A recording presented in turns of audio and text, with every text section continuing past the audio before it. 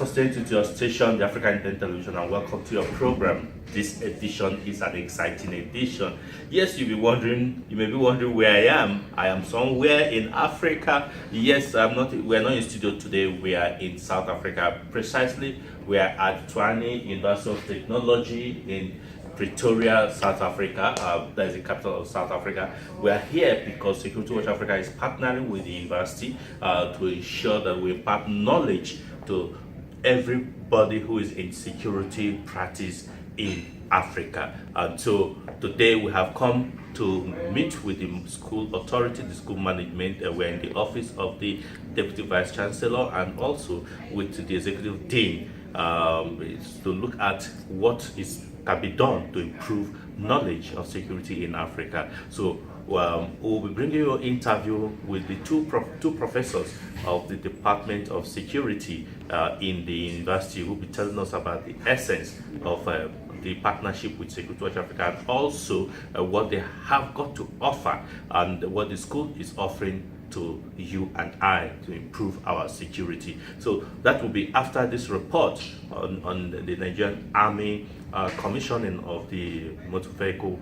assembling and repair workshop in Kaduna State. You recall that when the current Chief of Army Staff, Lieutenant General Tuku Yusuf Buratai, took over office, he poised and came up with a plan to change and the reposition of the Nigerian Army to become a more efficient and professionally positioned to provide security and the protection of Nigerian territorial integrity and assist in internal security IS, and that he has been doing for the past 2 years. And this project, the workshop, it's an assembly plant, is one of those ideas and innovation to improve the Nigerian Army. Sit back as we bring you this report on the commissioning ceremony.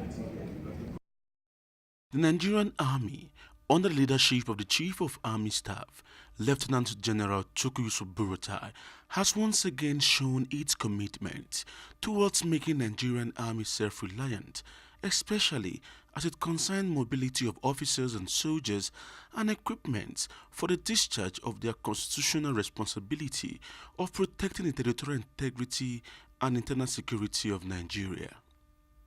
Following some of the challenges faced by the Army in the fight against insurgency in the Northeast and various internal security operations nationwide, which sometimes are made more difficult because of bad roads or in some cases no road at all due to bad terrain, and the need to institutionalize advanced technology as part of its maintenance culture, the Nigerian Army has converted its central workshop in Rigachikun, Kaduna State, to the Nigerian Army Vehicle Manufacturing Company and was officially commissioned by the Chief of Army Staff, Lieutenant General Tuku Yusuf Buratai.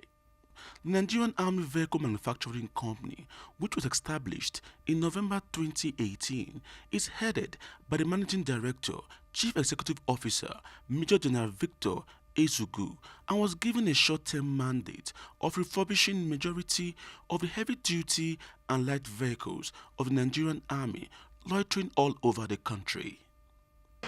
First, we are to refurbish up to 100 different categories of vehicles for the Nigerian Army. These vehicles we already have in the country that require facelift. That is what the Chief of Army Staff has asked us to do, and today it is going to commission the efforts of this company within 2 months to achieve its directive. We have achieved over 65% of these 100 vehicles mandates. As you can see on the board, we have 18 Toyota Buffalo ready. The ambulances are 5, the Land Cruiser Mobile Workshop are 2, the rest are shown on the screen.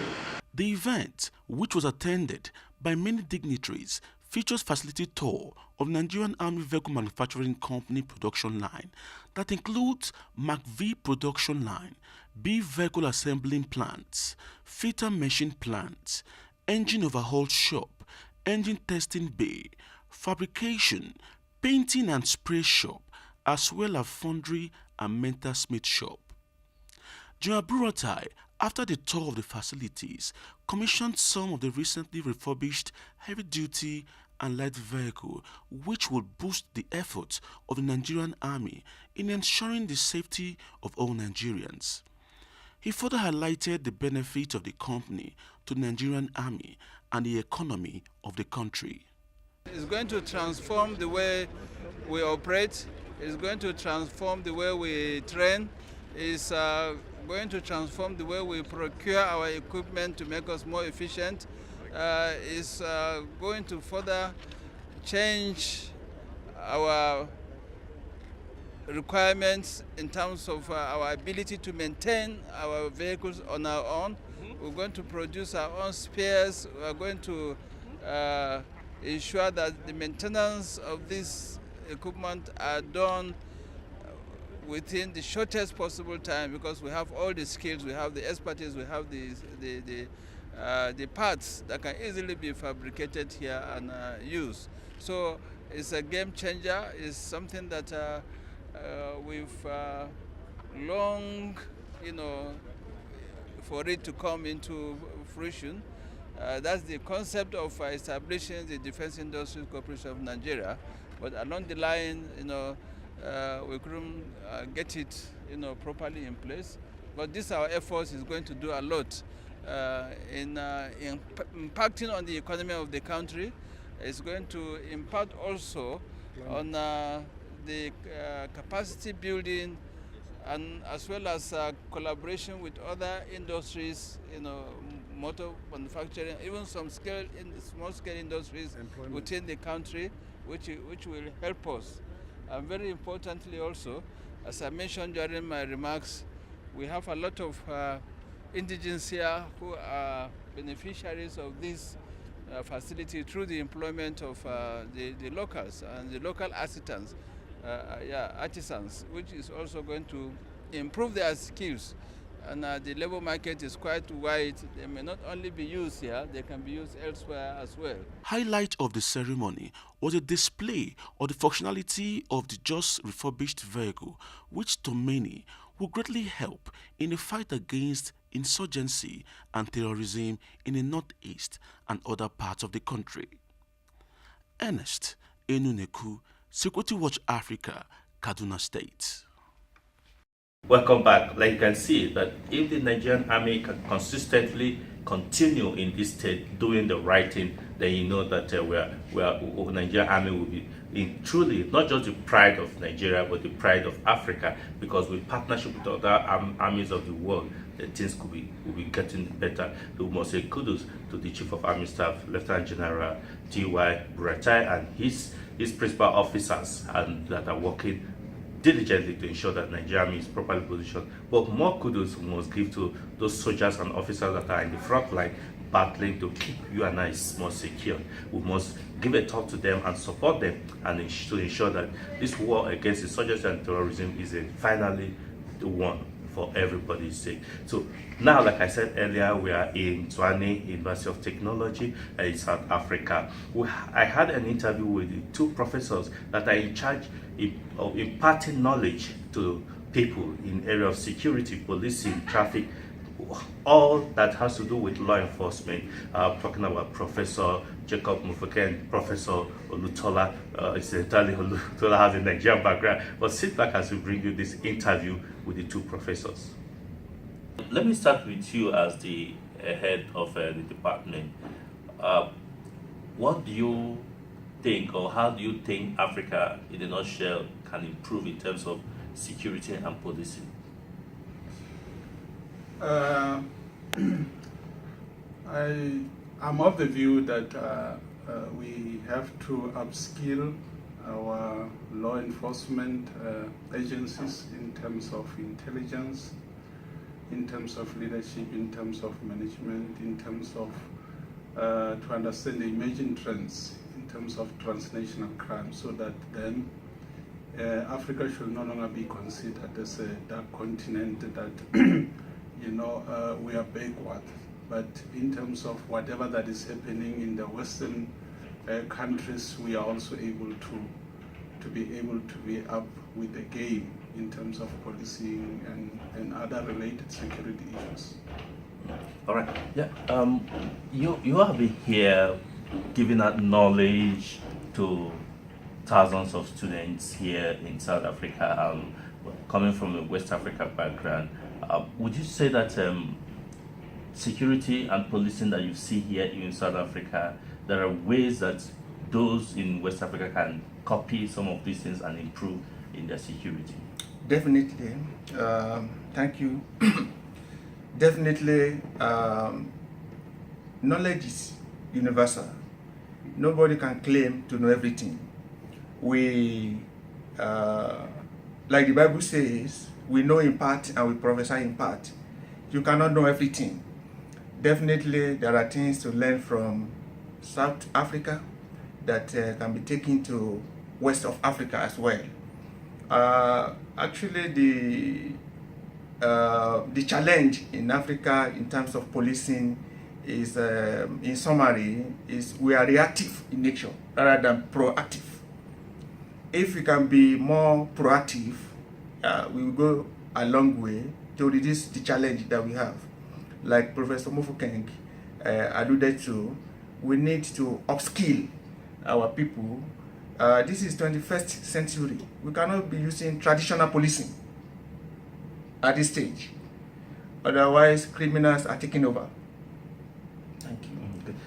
Now, he said something, being proactive. I know that you have thousands of students from Southern Africa, outside Africa, even outside Africa, some Chinese, and all over the world sitting under your tutelage and under.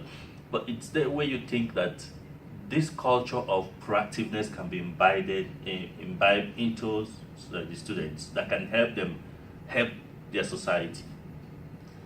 You mean the culture of? Yeah, being proactive. Yes. Well, with time, I'm of the view that can be possible.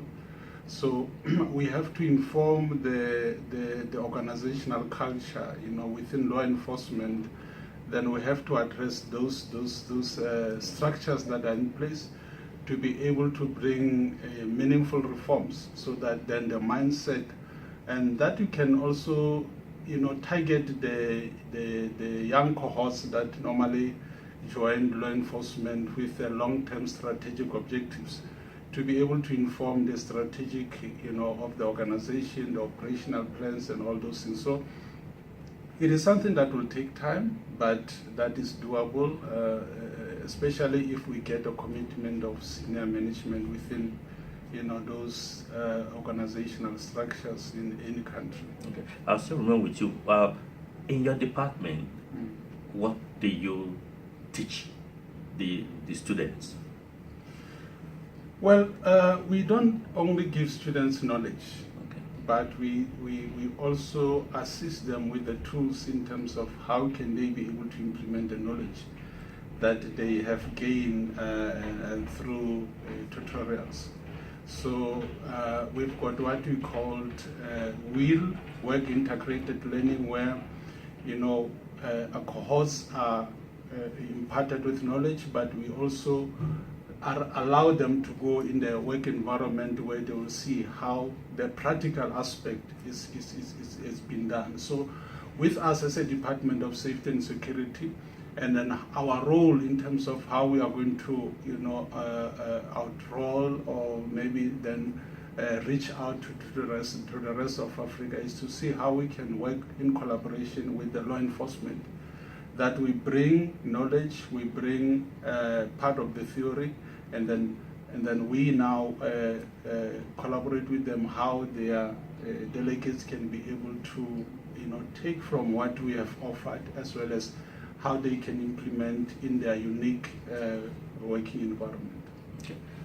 Now, let me come to you here. You had taken a lot of students, both undergraduate, postgraduate students, through a lot of knowledge and given processes.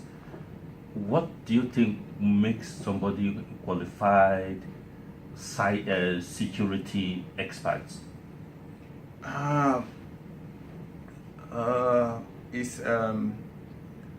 Knowledge is important.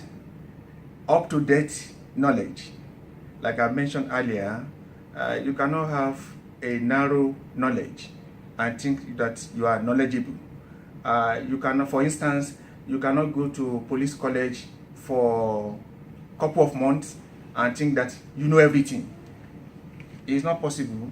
Like Professor Mofokeng, he was in police before.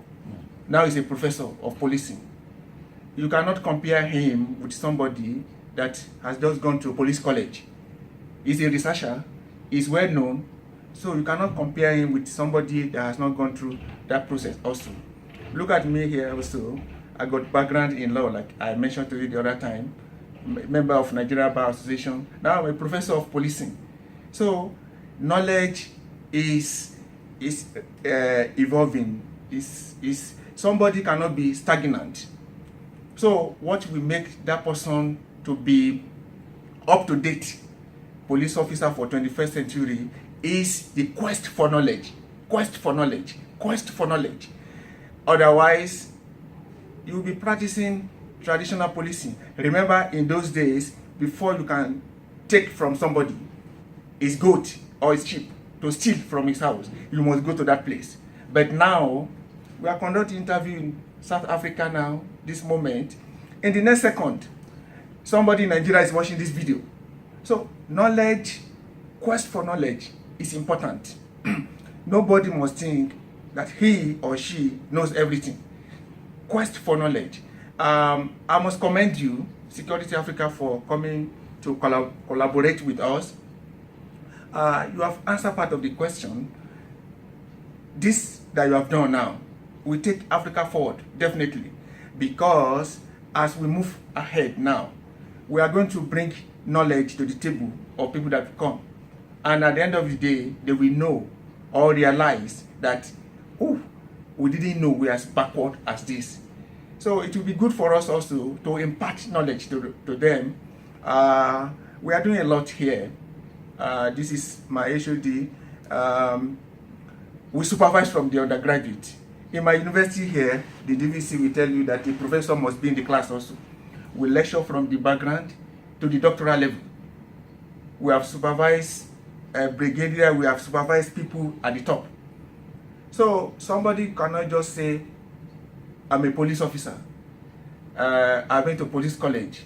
I'm a graduate of police college, so I know everything. No, it doesn't work like that. The same thing in West Africa. You cannot say you have gone to Nigeria Police College, so you know everything. No, it's not like that. Traditional policing, it doesn't work again, because this is a 21st century where somebody can take all the money in your account without having access to your bank card.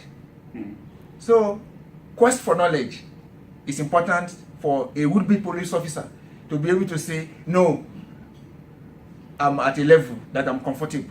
In fact, it cannot be at any level that is comfortable, because even as professors, we do research. So we continue to update our knowledge all the time.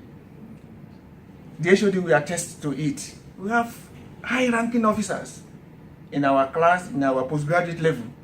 We teach them some basic things. I have privilege to supervise a brigadier before. At times he will ask me, Prof, how do you know all these things? I say, no, just relax. That is the essence of being here, to bring knowledge to you. Are you with me? Yes, I'm fine. Now, let me get back to you again, because he touched the angle that many of our viewers will be interested in knowing. You were in the police, South African Police Service, right? That's correct. Yeah, and today you are now imparting more knowledge, not only theoretical knowledge, because at least sometimes you draw from your practical experience in policing. It's possible for people who are currently in the police service or any of the law enforcement agencies to also to gain knowledge like you did, like you are doing now. It is possible. As Professor Olodola indicated, that there should be a quest for knowledge. I was not satisfied with the status quo among my peers. That I was of the view that I can contribute more, and really I was determined that I need to develop myself.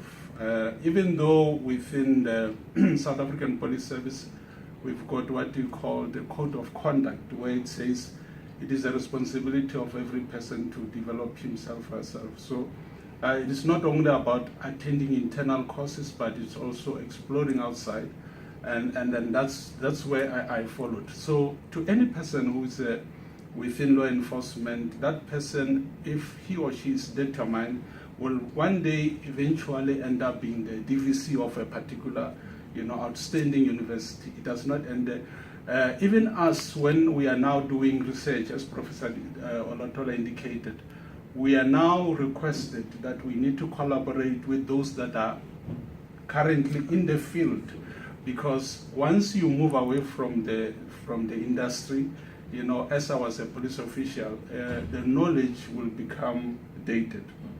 So you need those that are currently within the organization to be able to assist you when you do collaboration. Hence, we are having generals, we're having those that are in charge of provinces in South Africa that are our postgraduate students. So with those students, then they conduct research, and now we write on that particular, and then we send this to either conferences as proceedings, or we write articles. And because we bring theory and practice, it really makes something that contributes to knowledge. And if that person continues with masters as well as a PhD, one day, if there is an opening within the university, then that person is invited to become a lecturer, and then eventually become a professor. Okay. Now, we're here in the main campus of, in fact, the office of the Deputy Vice Chancellor of the University, Tshwane University of Technology. For the benefit of our viewers, can you tell us something about this university, where we are now? You've been here for some time, so I'm sure you have knowledge about the university. Yes. Today, this is Tshwane University of Technology. It came into being in 2004. This year we are celebrating 15 years of Tshwane University of Technology. But it started long time ago as a Technicon Pretoria University. In West Africa, we call it Polytechnic. Now it's a university. I can say, without being prideful, that out of all the University of Technology we have in South Africa, TUT, Tshwane University of Technology, happen to be the best academically, even in terms of research. It's not me bragging, the world record is there. You can Google it, in the corner of your room now, you can Google anything, and the result will come out. Not only the best in terms of University of Technology in South Africa, but it's like pushing other former universities now. Because the last rating, if I'm correct, should be TUT is now like number 7 or 8. Number 9 in the top 10. Yes, in the top 10 university. Can you imagine, with the background of a polytechnic or technicum, now number 9 in the country, and South Africa has now more than 30 universities. So it means there's something to be proud of. Yes. And that, I must say, is quite quite big. Now, we're having a partnership, we're working on a partnership with Security Watch Africa, with the Tshwane University of Technology, working on a partnership. Can you tell our people watching us, what do you think, what is the partnership, what do you want to do to the public, with those who are interested to be part of this knowledge that you want to give out? Well, we are really fortunate to partner with Security Watch Africa, and then knowing that you are going to take our brand into the rest of Africa, and then be able to inform them what is it that we are offering. And as Professor Olotola indicated, that really to be in the international ranking, to be number 9 amongst our peers in South Africa, it means that there's something good that we are doing, both in terms of the qualifications we are offering as well as the research. So whoever that we are going to come across in terms of the courses, whether it might be short courses or as well as diploma courses, then we're going to bring a quality on the table. So we're going to bring something that will transform the person that will be able to interact with us. So it means that we are coming with a product that has been tested, that if you look at the quality of our students after they've been gone through the process, we are saying as a Tshwane University of Technology that we empower people. So we are bringing development, we are bringing empowerment, we are bringing the skills that will be able to bring performance as well as service delivery to whoever will come through us.